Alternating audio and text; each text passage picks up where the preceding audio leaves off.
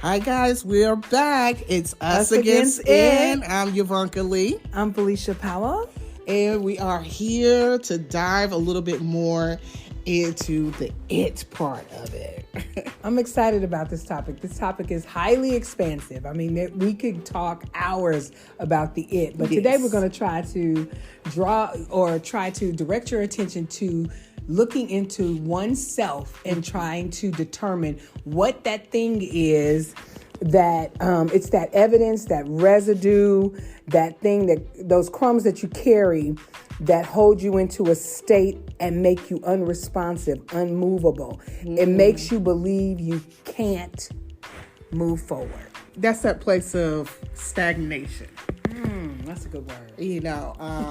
And we all know that any place when you think of stagnation and you think of water that stands too long, although water is life, but if it's not moving, if it's not flowing, and if it's just sitting there, then it's going to cause a lot of bacteria, then it's going to cause a lot of things, and things can no longer grow there. They can only die there. Wow. So That's good. The bacteria, that to me is a simile of all the things in your life that pile on top of your inability to move forward. Mm-hmm. Whatever that thing was that triggered you at whatever point in your life that you go to self-soothe whenever you're disappointed, whenever you're vulnerable, when you're hurt. It's the root that we carry deep in the recesses of our minds that show up when we feel like we're not enough. Absolutely. That could be an argument. That could be something at work. That could be a bad experience with a customer. It could be anything that draws you out of your authentic self and sends you to a place to hide or a place to try to soothe that thing inside of you and avoid addressing what the real issue is. And at some point, you have to take a look at the behavior behind that thing. That should be a trigger as to why did I act so much out of character over this little thing. Right. So it is those deeply rooted seeds, that's due to any kind of traumas. And I know a lot of that, you will probably hear a lot of that like in the spiritual world, with the seeds and things of that in that nature. And also understanding that everything is not the devil.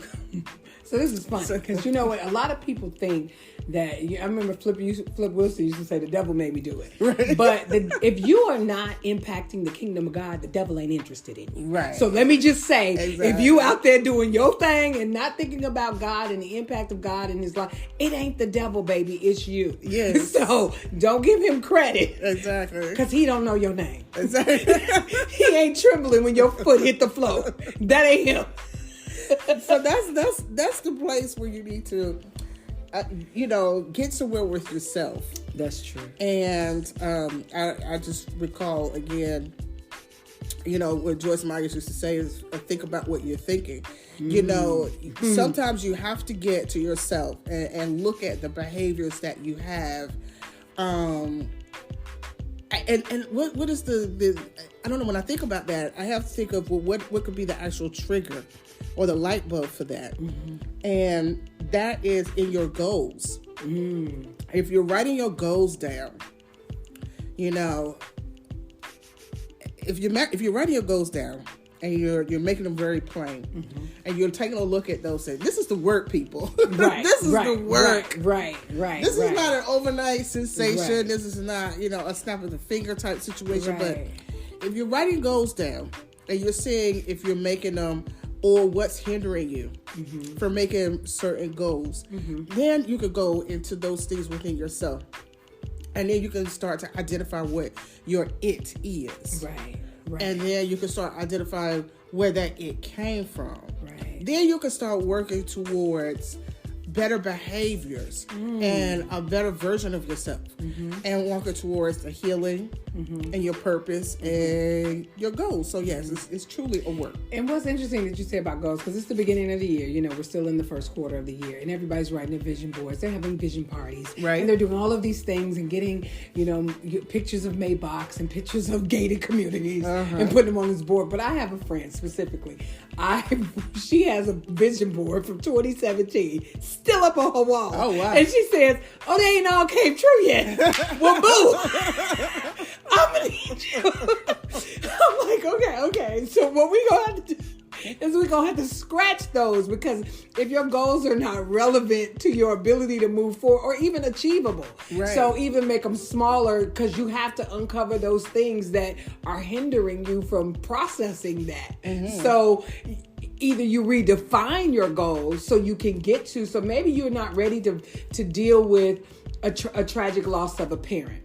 Mm-hmm. Maybe you need to break that down into little pieces, and remember those small pieces about your relationship with your mom or your dad or whatever parent that you lost, that you love, and start to build on those positive memories. And so then you can get to a place where you are so built up that you can deal with the grief, you can deal with the loss, and you can just, you know, survive on that positive memory of your parents. I'm not saying it takes away the hurt or the pain, but you got to find a way to conquer that thing that is challenging you from building successful relationships. You know, you never know who God is sending to comfort you, but maybe you put up a wall because you don't want to deal with the fact that grandma gone. But God may have brought somebody to fill that void or that space for you, but you can't see past it because you're still not ready to grieve the loss. And that's a heavy thing when it comes to emotions. You know, we have them. We're emotional people, but we don't want to feel. We don't want to feel the pain. We don't want to feel the hurt. But let me tell you, from a person who has suppressed, you know, those feelings for so many years, and now I've done the work to go through the process of feeling and to get to the other side of the thing. That work is so much less than just compounding those feelings and just packing them deep down. Right. Only to continuously have to deal with the little bits and pieces throughout my daily life. But if you just allow yourself to go through a small portion of pain, cry it out, journal it out, you know, therapy, you know, do what you have to do some personal care. Right. You know, if it's just walking in the park or in the wilderness. I love being surrounded by trees and things of that nature.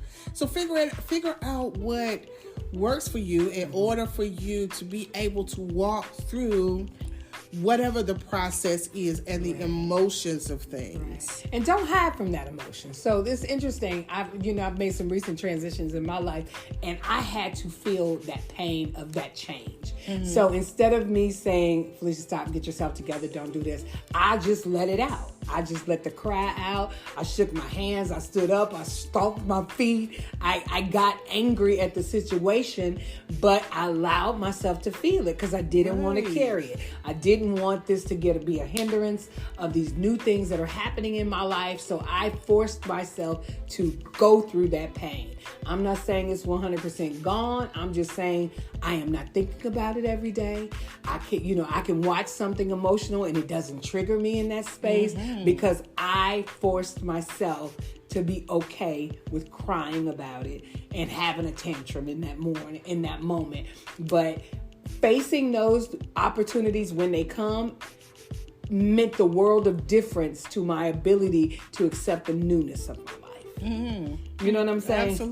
Absolutely. You know, when you were just describing that, you know, I thought about kids, you know, little kids. They go through their little they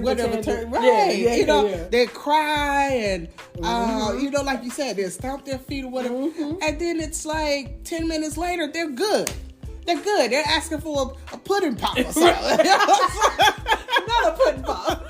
Come on, Bill Cosby. But anyway.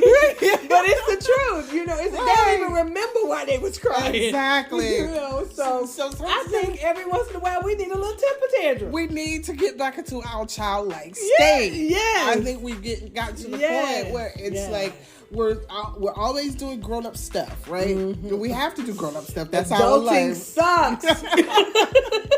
But we gotta do it. We gotta do it. We do. But we should also allow ourselves a little bit of grace to get into our rooms and do some temper tantrum type stuff to get, past and get through that, you know. Right. And there's absolutely nothing wrong with that. Nothing. There's nothing wrong with that. I mean, I'm sure you can't share that with everybody, girl. Right. Right. But I don't see why not. I think that's something that should be normalized. Mm-hmm. Do you need a temper tantrum today? Right. You need 5 minutes, right? Okay. But I think it could be beneficial in this way too. If you, let's say for instance, you're with your mate or your partner, your sibling, and y'all in a heated debate. Mm-hmm. Step away because you can't unsay nothing. Right. I'm trying not to curse. Did we decide we couldn't curse? Okay, I'm gonna try not to curse. Okay, but you cannot unsay stuff. So once it's out there, I'm a firm believer in. I didn't mean in dismissing that I was angry. No. That's how you felt. Because it doesn't come out unless that's how you feel. Mm-hmm. And you cannot dismiss it with, I was just mad. No. That's how you feel, boo. Own it. Stay committed to it. Because that's how you felt. Because you can't unsay it. You can't take it back. Absolutely. You know what I mean? So step away. And just like you gave yourself time to process your tantrum, give yourself time to process that information so that you don't hurt somebody with your words. Now, I think that's a very good point that you just made, because for those that have, grew up in dysfunctional households, right? Mm-hmm. So if you see that on a daily basis, if you see people saying the most hurtful things, and then they're coming back and with gifts or extra love or whatever, then you think that's normal. That's an abusive cycle. That's what that is. Yeah, you think that's normal. So that goes back to where you have to do that self-inventory, on yourself and on your behaviors and how, you've looked at relationships in the past, and if you begin to see those same cycles where you have to take a step back. But absolutely, once things come out of your mouth, it's no coming back from that. Right. And you always have to remain in even when you're angry, in a loving place. We endeavor. Right. Still talking about that it, guys. We are. The it can be so deep and it's, so deep and it's just so wide that we can't sit here and say, your it is this or that or this or that, because it could be anything and different things for whoever. Person. Right, every person. My it is different from your it. Absolutely. And I think that, and it doesn't always have to be a childhood trauma. I think it could be something. I mean, I know siblings that don't even speak and things like that. People who are raised in the same household that don't even talk to one another, or mothers and daughters that don't speak, and fathers and sons that don't speak. And nothing in your world is more important than that relationship with your family, if both parties want resolution. If both parties want, that's good. If both parties want resolution. And so that's the key. So the responsibility is to get into a space where you both are healthy enough to talk about the it. To deal with the it, but that comes from self-awareness, and you'll never get to the it if you don't examine yourself. But you made a very good point that if both parties, because first of you have to think of yourself being healthy. That's true. That's your primary goal. And so even if you have people in your family who are just persistent on being dysfunctional and not looking at staying in it and not wanting to change, then there's no need of chasing relationships that is not going to work for you. And that's hard to say because it's family. Right, but what about if you're the one being chased? What if resolution is on the opposite side of where you are? Somebody wants to reconcile, somebody wants to apologize, but you're still stuck in the pain that you felt or the disrespect or whatever it is that puts you in that space. How do you get out of that space to meet somebody where they are? Yeah, that's still the work. It's because it has to be a self-awareness first within yourself. We have to come to a place of humility where we don't think that everything we do is right. I was just going to say, are you willing to give up right? Yeah. Are you willing to give up I'm right all the time? Are you willing to say, I don't want to be right. I want to be happy. I want to be whole. So I'm willing to be wrong so that I can be whole. Absolutely. And who's ready for that? Because in order to give up the right to be right, you got to do the work to figure out why, that's so important to you, or why that shows up so often in your space.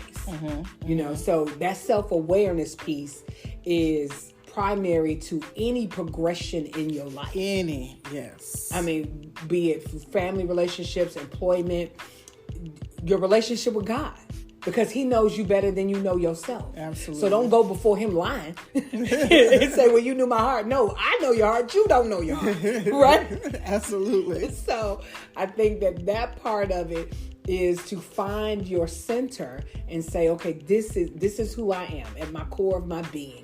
And this is who I want to present to the world. So how do I present this to the world? Okay, first I do my work and understand where I was wrong in situations, where I was right in situations. But right don't always have to win. In my relationship, I don't have to be right.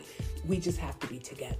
We have to face whatever it is together, because right is not important to me. I don't want the distance. I don't want the space. I don't want any of that.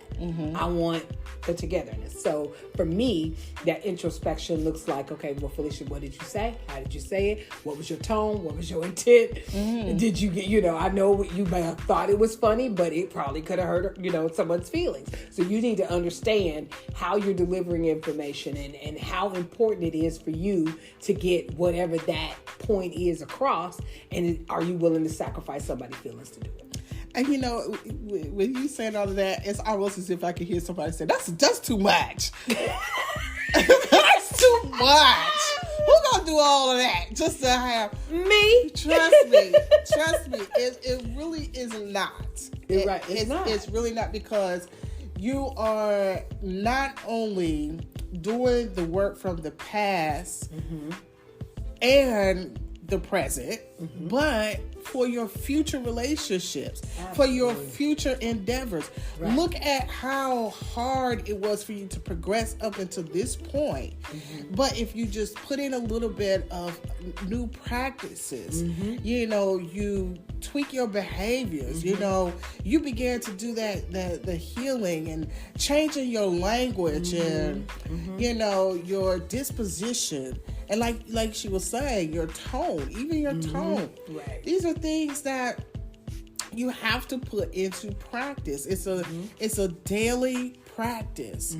And then you'll begin to see how life can flow so much smoother. It can. Not saying that it'll be without fault. Exactly, right? Not saying that you're going to always have control of your life, but you will feel like you have some control.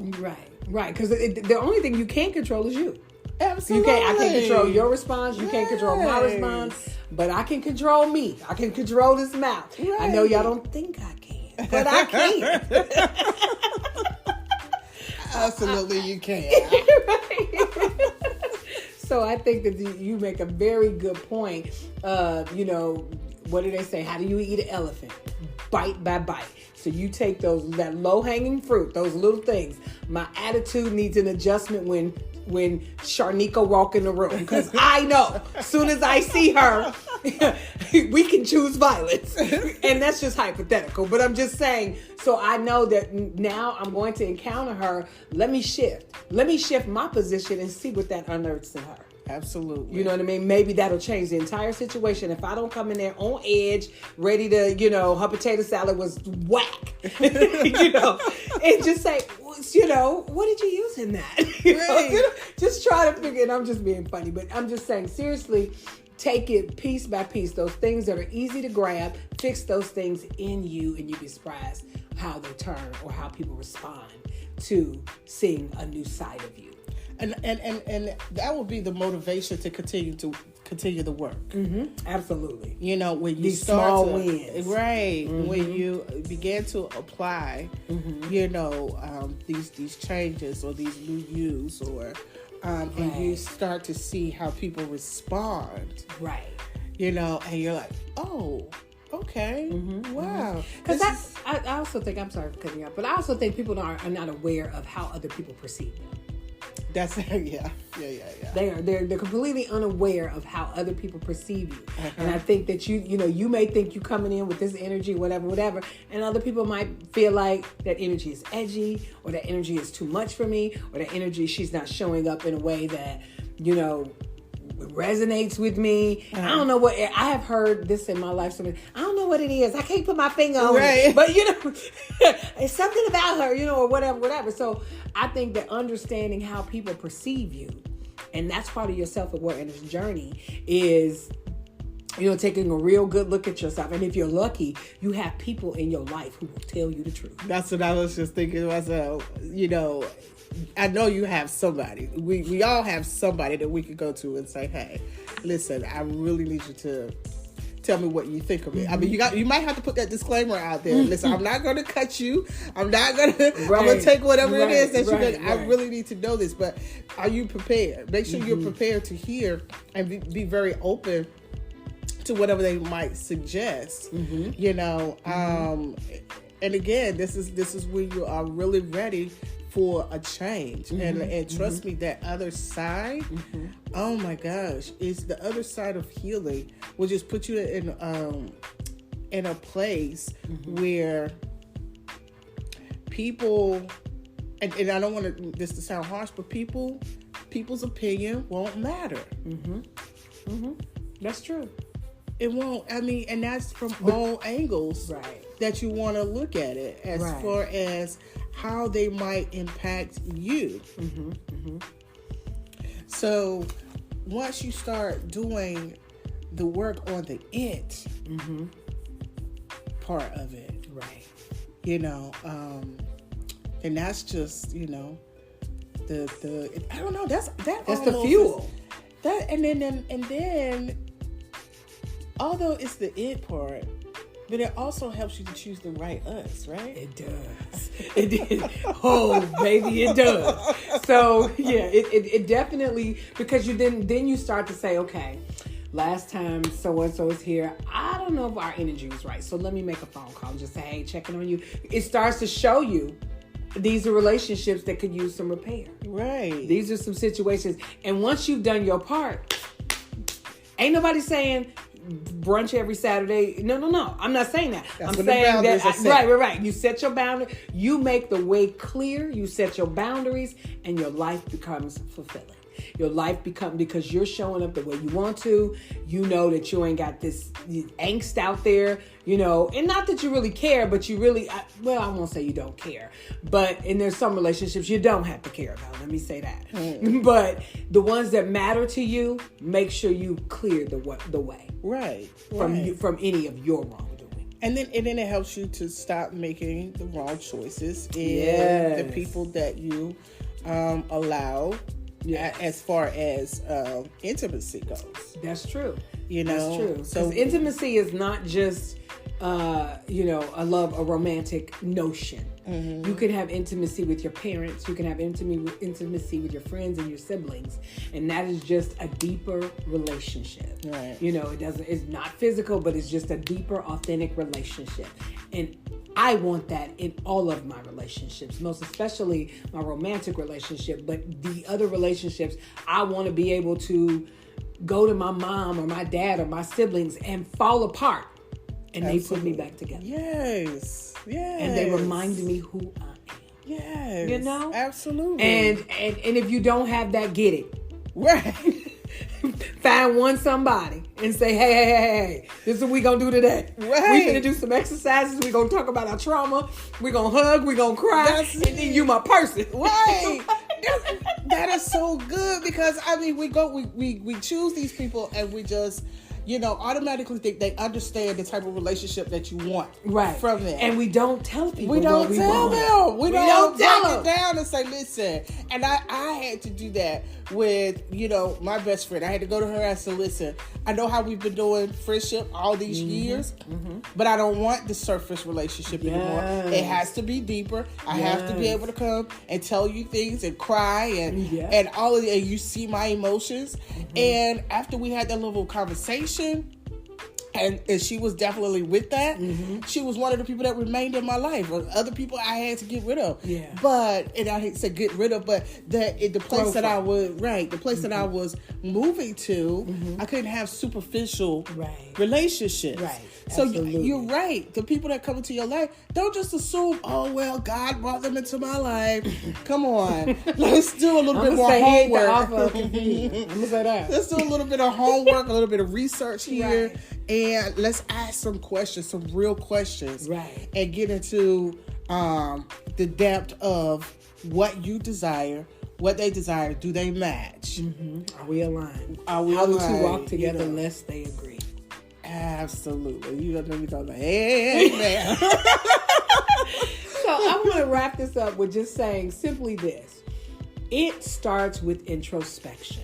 If you are not ready to get naked with yourself about all of the things, all of the transgressions, all of the failed intentions, all of the things that you thought would have gone another way that didn't go that way, deal with it, process it, and dismiss it. Yes. And then you can start to look at the us and say, hey, I need to fix this. I need to walk into this. I need to have this conversation.